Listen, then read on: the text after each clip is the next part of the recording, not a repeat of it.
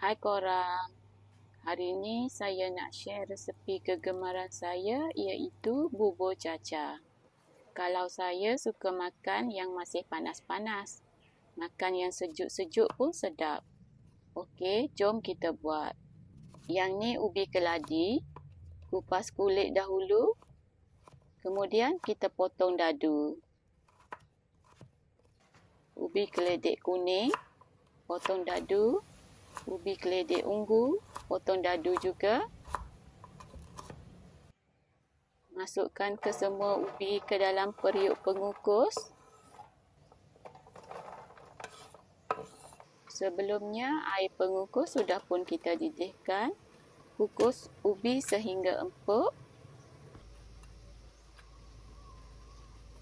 Untuk pastikan ubi sudah masak, cucuk gunakan lidi.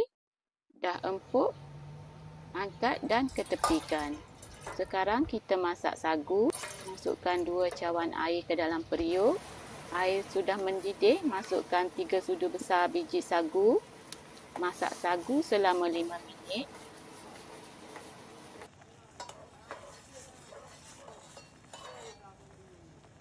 Bila sudah dimasak selama 5 minit, kita matikan api dapur.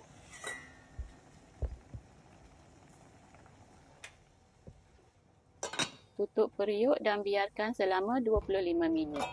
Setelah 25 minit, buka kembali penutup periuk dan kita rebus lagi selama 5 minit.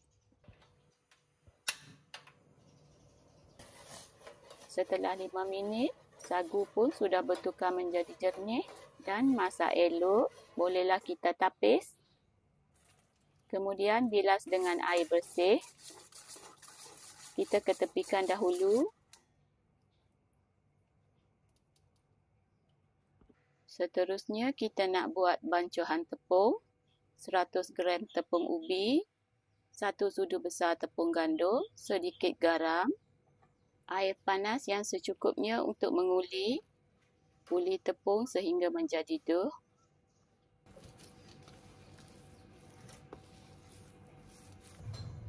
Bahagikan kepada beberapa bahagian.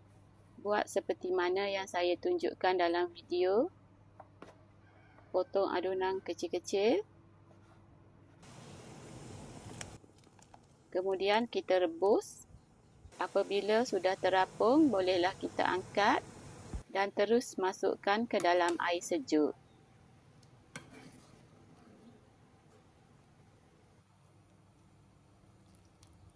Sekarang kita nak buat kuah. 400 ml air, 150 gram gula pasir, setengah sudu kecil garam, sehelai daun pandan. Masakkan dahulu sehingga gula cair. Bila gula dah cair, baru masukkan santan. Santan kita gunakan sebanyak 400 ml.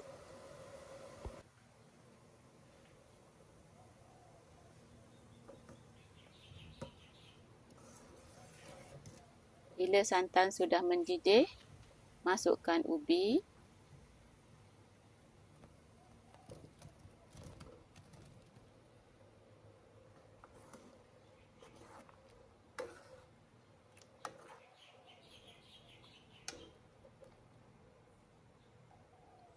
Masukkan tepung.